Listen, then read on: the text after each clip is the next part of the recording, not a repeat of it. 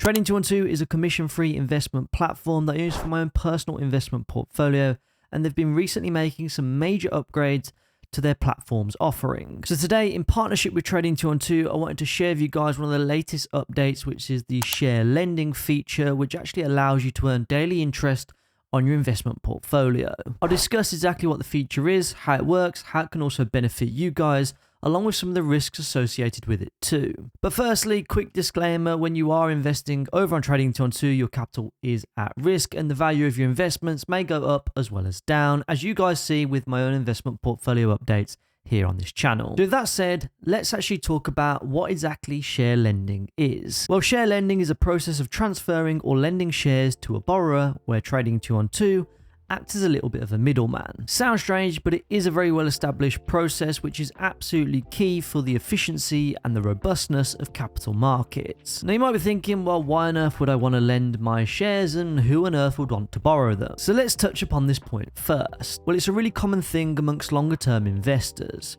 perhaps pension funds, investment trusts, or even sovereign wealth funds, to actually look to lend their shares to borrowers because there's a benefit for doing so. The benefit being a fee which is paid from the borrower to the lender, and that new source of income is paid on a percentage basis on the value of the shares that you've lent out to the borrower. But, and this is a really critical point to call out here, is that when you lend out your shares, you don't actually lose the benefits of being a shareholder.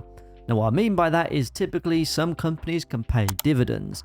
Now, obviously those dividends are still paid to you despite whether you look to lend out your shares or not. But in terms of that fee and exactly what you can expect, well, different stocks generate different levels of interest payments. To share some examples, if you'd invested £5,000 in Virgin Galactic, you'd receive 0.97% APY, which would be the equivalent to £48.87 per year. Or if you'd invested £5,000 into Beyond Meat shares, well, you would receive 22.75% APY, which is the equivalent to £1,280.75 per year. So you're certainly able to achieve that added layer of returns on top of your investment portfolio. Tell them to bring me my money. Yeah! But there are definitely some risks associated with that, which I'll touch upon in just a moment's time. But firstly, I wanted to talk to you guys about why and who would actually want to borrow your shares in order to bring this to life a little bit more. Well, typically those who look to borrow shares in companies like Apple, Amazon, Tesla, and the other thousands of publicly listed companies out there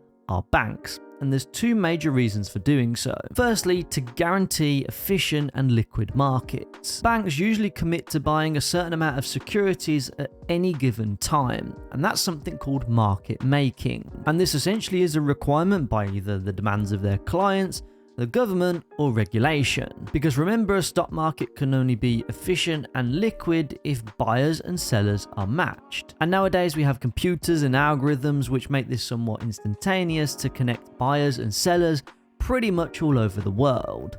But on Wall Street in the 1990s, matching buyers and sellers wasn't exactly so straightforward. So banks have always had this kind of underlying responsibility, if you like, to ensure that markets don't just grind to a halt and that buyers and sellers can continue to trade financial markets. And the second big reason why banks look to borrow shares is to actually service the needs of their clients. Because different clients obviously have different investment strategies. For me, I'm only really ever on the buy side of the market. But for some, perhaps more savvy investors, they may take alternative positions. And what I mean by that is some investors out there actually look to sell equities or do something also known as shorting the market. Now we're diving a little bit more into the deep end here around market mechanics, but stick with me because all of this is going to make a little bit more sense. Because the only way that you can sell or short a stock is to borrow that stock from a buyer. And once you've borrowed those shares, you can then look to sell them. And once the market price hits your desired price level, which is obviously going to be below the price that you sold at,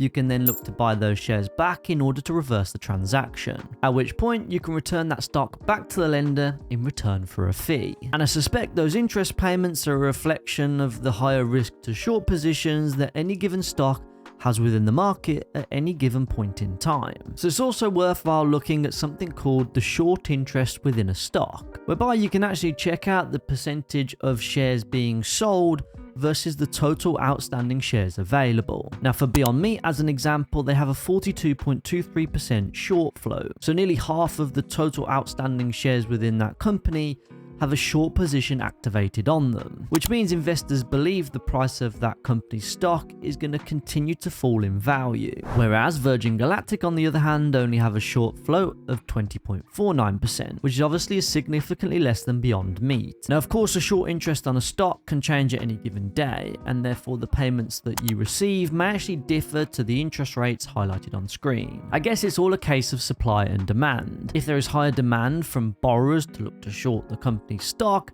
then obviously the fee that they'll be prepared to pay potentially could be higher. So that's kind of how it works in a nutshell. It very much feels like Trading 212 are playing a much bigger role in this kind of brokerage space that they're in, which for me personally, I think is only a positive thing, especially when the benefits are being passed on to us as investors on the platform. Now, there are some risks that you should certainly know about, along with the controls and mitigations in place in order to protect you as the share lender within your Trading 212 Invest account. And one of those measures to protect you is something called collateral. Collateral is whereby a borrower of your shares puts up something of value in the form of treasury bonds, which are typically 102% of the value of the shares that they've borrowed. So if I decided to borrow £10,000 worth of Tesla shares from you, I would need to put up £10,200 in collateral in the form of treasury bonds. This protects you as the lender from potential loss if somebody like me as the borrower potentially goes bankrupt and cannot return those Tesla shares. And another critical point to make here is to prevent you from being